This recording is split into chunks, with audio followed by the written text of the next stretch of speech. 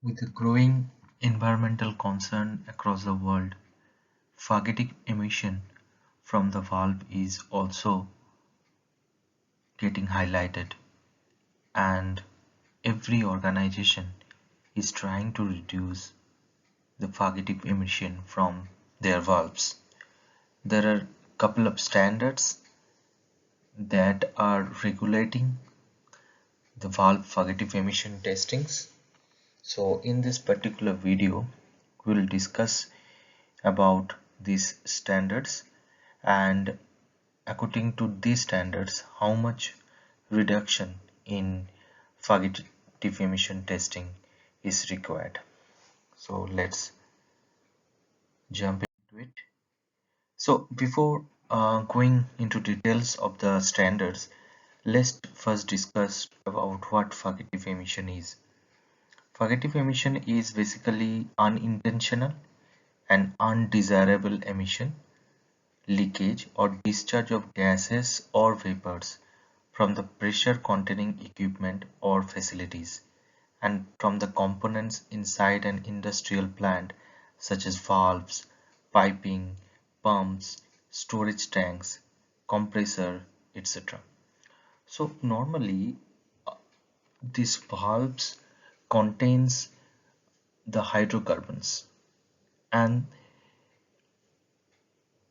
they are pressurized into the piping and valves.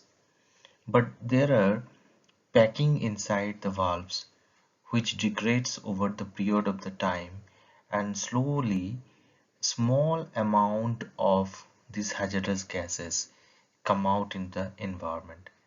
And if we combine the effect of all the valves together, this emission becomes huge.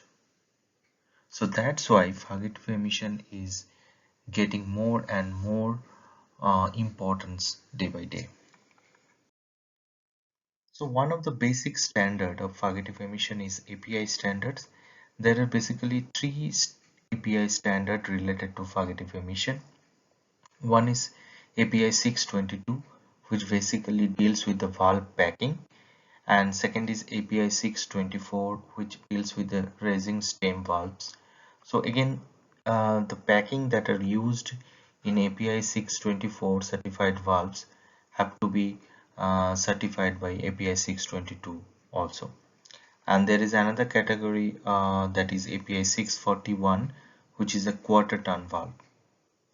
So these three standards regulate fugitive emission of different kind of valve as mentioned here. So there is another standard that is being widely used, that is ISO 15848, and there are two parts of these standards.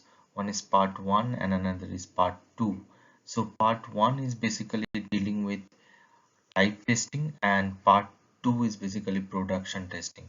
So only this ISO 15848 part 2 have production testing facility, and no other standards provides production test facility.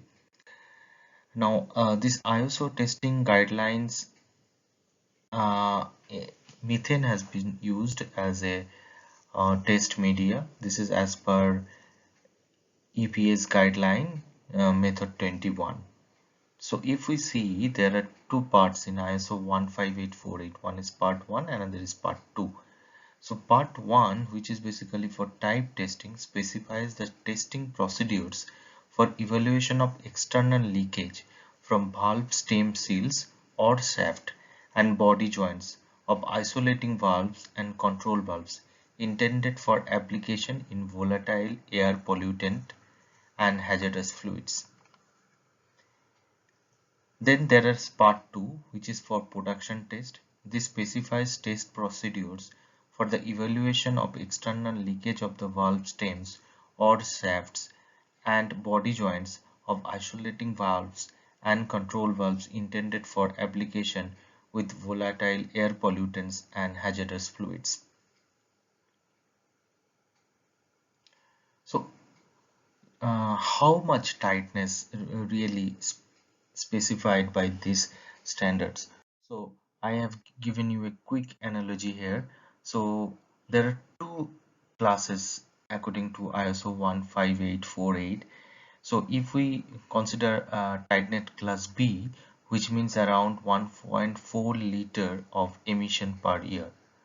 So this is equivalent to 10 tennis balls, right? And there is another tightness classification, that is tightness class A, which is around 0.14 liter per year. This is equivalent to one tennis ball. So when I am discussing this emission, this is with respect to a 25 shaft diameter. So you can see there is a directly reduction of around 10% reduction. Uh, I mean 90% reduction is required in the fugitive emission if we want to transition from tightness class B to tightness class A. There is another standards, which is TA Luft German technical guidelines for air pollution, and there are VDI 2440, which refers to average gas-like emission for differing gas, a much less stringent standard compared to ISO 15848. TA Luft only deals with a sealing system of the same passage with very general testing requirement. So hope this clarifies some of your doubt regarding the fugitive emission, what are the standards are, and what are the requirement of these standards. Thank you.